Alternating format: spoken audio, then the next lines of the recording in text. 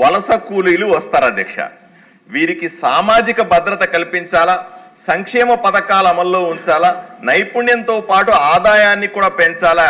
Covid లాంటి సమస్యలు వచ్చినప్పుడు జాతీయ విపత్తు సందర్భంలో వీళ్లకు అందాల్సిన సాయం కోసం 2021లో సుప్రీంకోర్టు ఆదేశాలతో ఈశ్రామ్ పోర్టల్ నమోదు మొదలుపెట్టారు అధ్యక్ష. సచివాలయంలో మీ సేవా కేంద్రాల్లో మెప్మా సెంటర్లో సొంతంగా కూడా చేసుకోవచ్చు అధ్యక్ష. భారతదేశం మొత్తం మీద 32 కోట్ల మంది రిజిస్టర్ అయితే ఆంధ్రప్రదేశ్లో కేవలం 88 లక్షల మంది మాత్రమే నమోదైనారు అధ్యక్ష. వీళ్ళలో మగవాళ్ళు 44%, ఆడవాళ్లు 55%. ఉత్తరప్రదేశ్, బీహార్, వెస్ట్ బెంగాల్ తర్వాత ఆంధ్రప్రదేశ్ 12వ స్థానంలో ఉంది అధ్యక్ష. కానీ లక్ష్యం మాత్రం 1,50,00,000 మందిని ఉంటారని అంచనా వేసి వాళ్ళని రిజిస్టర్ చేయాల్సిన అవసరం ఉంది అధ్యక్ష.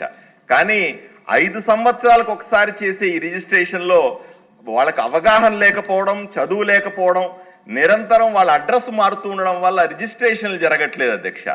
జగన్మోహన్ రెడ్డి ప్రభుత్వంలో ఏ ఇల్లు కట్టినా 1% సెజ్ రూపంలో బోర్డు కట్టేది అధ్యక్ష. అలా 600 కోట్ల రూపాయలు వాళ్లకు మాత్రమే ఖర్చు చేయాల్సిన డబ్బుల్ని జగన్మోహన్ రెడ్డి గారు నేను నవరత్నాల పథకాలు ఇస్తున్నాను కదా, ఇంకా అవసరం లేదని మెమో నెంబర్ 12, 14 ద్వారా పథకాలన్నీ రద్దు చేశాడు అధ్యక్ష. నిధులను దారి మళ్లించాడు అధ్యక్ష. ఇంకో పక్క కృత్రిమమైనటువంటి ఇసుక కొరతతో వాళ్ళంతా అల్లాడిపోయినారు.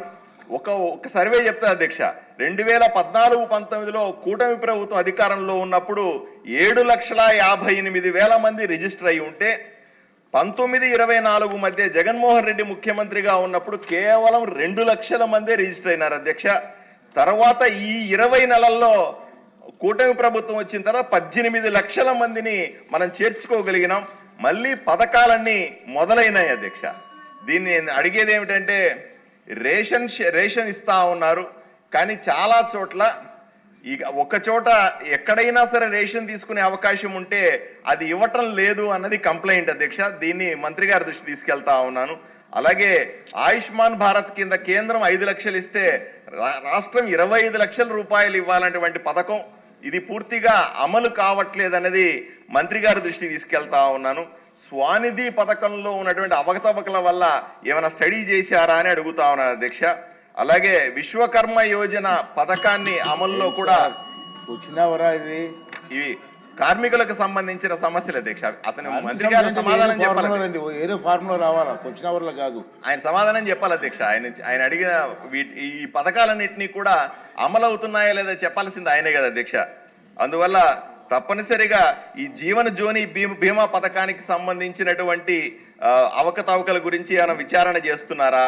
అటల్ పెన్షన్ అనేది రాష్ట్రంలో అతి తక్కువగా అమలు అవుతా ఉంది, దాని గురించి ఏమైనా చర్యలు తీసుకుంటున్నారా అని నేను మంత్రి గారిని అడుగుతా ఉన్నాను అధ్యక్ష. మాధవి గారు.